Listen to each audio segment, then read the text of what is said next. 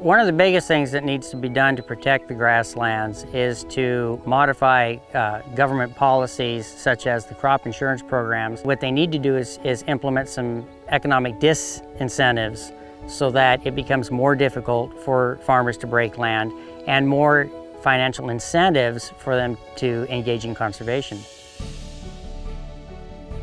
When you can plant corn, when the crop insurance says that you're going to have a guaranteed return of $650 an acre, you're not going to graze cattle on grass, you're going to grow the corn. It's a balance of all the things that are.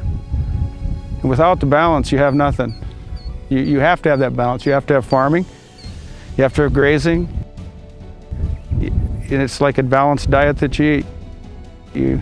We eat meat, we eat vegetables, we drink water, we might even drink a beer once in a while, It can't be just one thing. You can't take everything from the land and not give something back to it. If a person's raising cattle in North Dakota, even when times are good, there's not room for many mistakes to be made. I think what's been successful for us has been to work with Mother Nature and not against her. Working in concert with the resources that are here, I think is always better than trying to bend the will of what has worked here for centuries. We really enjoy wildlife, we enjoy the diversity, we enjoy seeing it, we do our best to get along with it, and that's another thing that the grass and pasture situation is much more compatible with wildlife. A grain crop situation just really is not at all compatible for nesting habitat, and so it's fun to see the white-tailed deer and the mule deer, the coyotes, the badgers, the coons. We're right on a flyway. We see a lot of geese and ducks moving in the spring and in the fall. And all the songbirds. When you grow grass, you have a lot more songbirds, you have a lot more butterflies, and we enjoy that. We enjoy that diversity. There's some really nice ground, but it's getting tore up and it's getting chased off. Our farm programs are just geared not to help anything here. It's geared to help just farmers. You can take a look at a square foot here. There's some square feet that'll have 40, 50 different plants in a square foot. At some point, we got to start realizing what we give up.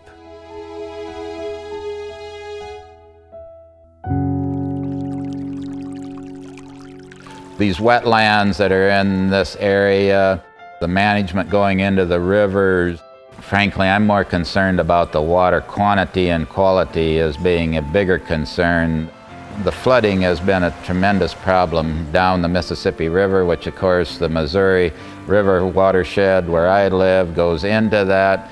You hear about the dead zone in the Gulf of Mexico growing. We should not have a dead zone, period, let alone it be growing. Right now, after 4 floods in 5 years, they're getting really tired, and they want us to solve the problem. If you look at a map of the wetlands today to what it was years ago, you'll see nearly 50% of those gone. There's a lot of tiling being done in the fields, there's a lot of drainage being done, but yet those wetlands that used to sit there, so many of these areas are no longer there. I think you're also affecting the environment and the outdoors in a way that you really can't measure until it's gone. If we don't do something about it now within a generation, they will never remember what it was like before.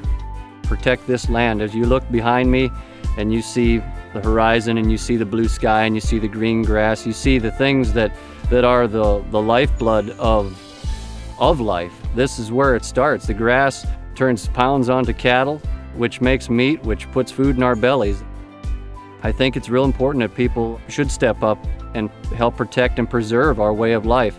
There's a lot of history right beneath my feet where we're standing right now. It's history, it's native. It was here before we were here, and I think it's our job to protect it. When I was growing up, the rainforest was a big issue. Now I think in North Dakota, now that I live here, I think the prairies are just as big of an issue, and this is some precious habitat that we have still in North Dakota compared to other states like Iowa and Minnesota, where they've lost more of it. North Dakota, we still have a chance to save some. The current trends of loss of grassland and wetlands is catastrophic. It'd be different if we had 50% or 90% left, and we lost 10%. But we're down to, with grassland, to 1% of tall grass. And our wetlands in South Dakota, we've lost more than half of them. I'd like to have us think a little bit beyond even our own lifetimes and realize that people won't see a bobolink anymore. And they may not see ducks. There may not be a duck season because there won't be enough ducks to have a season. That would be catastrophic, and the trends are not good. We need to wake up, and we need to start doing the right thing. The message that I would say to agricultural producers is that we see you as the solution, not the problem. That we can work with landowners, and I think we have a rich history of working with agricultural producers to fit wildlife and a way of life together. And it really has to work if we're going to deal with this crisis in the prairies.